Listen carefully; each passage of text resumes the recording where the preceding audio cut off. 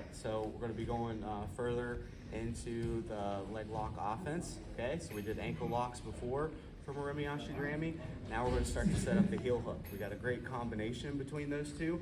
Plus we can set up passing, okay, from the belly down ankle lock. So connecting to the leg, same as always, kick through, elbow, slide in, nice and tight here, okay? Once I make sure that I have my connection, now I'm able to go for my attacks, okay? You absolutely can go for the ankle lock first, okay? But if the rule set or your class allows it, I actually recommend going for the heel hook first.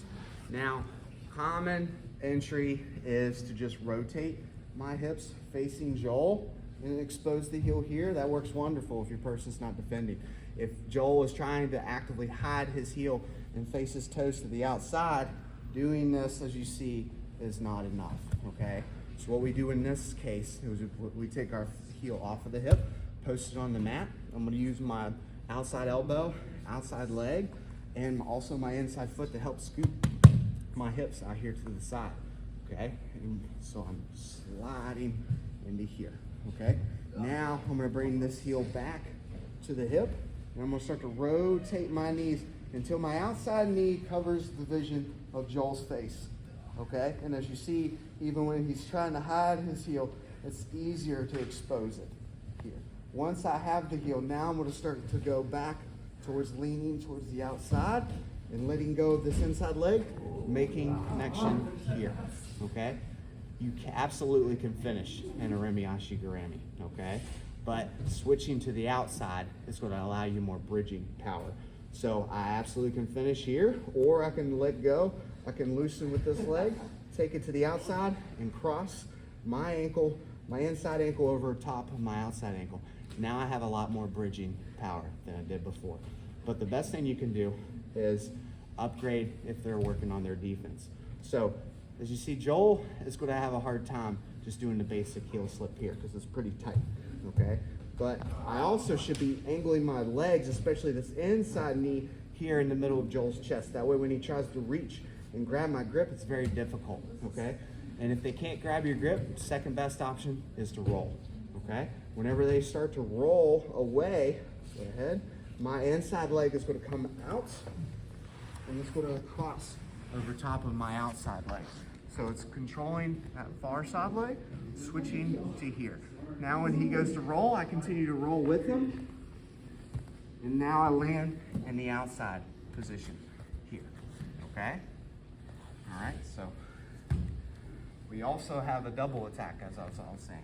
So if I'm here, I expose the heel, but he goes to slip now. Let's say he slipped it before I was able to work on my defense. Now I can start to set up my ankle locks, okay? But as before that we showed with the ankle locks, he can peel that foot off of the hip and he can work his defense there. We're gonna use that to come up on top, okay? So whether you're grabbing here, posting on your hand, I'm gonna start to come up. I'm gonna drive my knee across his thigh.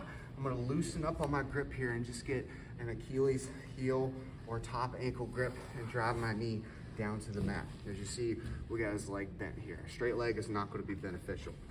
I'm staying nice and tight into Joel, and I'm also sitting on this near side hip, okay? That way it's hard for him to get his knee in between me and him, okay? Now we start to get in a position where we can work on our passing. Of course, we can go for our belly down ankle lock, but if that's just not working, or if that's not our preferred attack, we're going to loosen with the grip, lean into our opponent, stepping out with this outside leg, okay? I'm going to lean most of my weight towards my right since my left is light, and I'm going to back step over this near leg, okay? Once I get to here, my knee is going to come under, collecting his leg and bringing my knee to my ankle, or my heel here. Once I get to this position, I'm not worried about this leg anymore. As you see, we're in a back step position. We can easily work cross Ashi Garami entries and finishes, or I can start to set up my pass. Okay, I'm initially facing the same direction as his knee. I'm gonna connect my hands. It's almost like I'm putting my hand in my back pocket here and connecting to the side. You can be pretty subtle with this so that people don't even see that it's happening.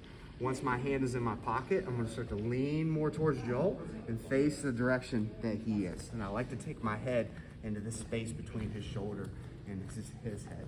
And as you see, that hand that was in my pocket is now starting to turn into an underhook. Once I feel that we're in good position, I'm going to step over both of his legs. And as you see, now we land in a good passing position, okay? From here in this position, let's say my weight was too far this way, and he gets this knee shielded, okay? The back step is not gonna work now, okay? So what I do in this case, keep weight on this leg, put a hand on the hip, step up with the outside leg, and I just keep working around until I step outside of his leg, and now we're in a knee cut, or we can settle into half guard passing, okay? So now you got a good little triple attack to work for from that position. One, just FYI, from the outside positioning, if you do not have the heel, this is terrible, okay?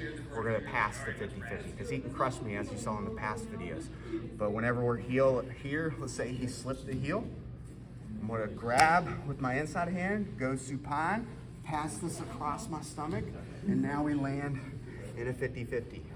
We'll go over this later, but toes always facing away from your opponent. Keep you safe, okay? Thank you, sir. Now we'll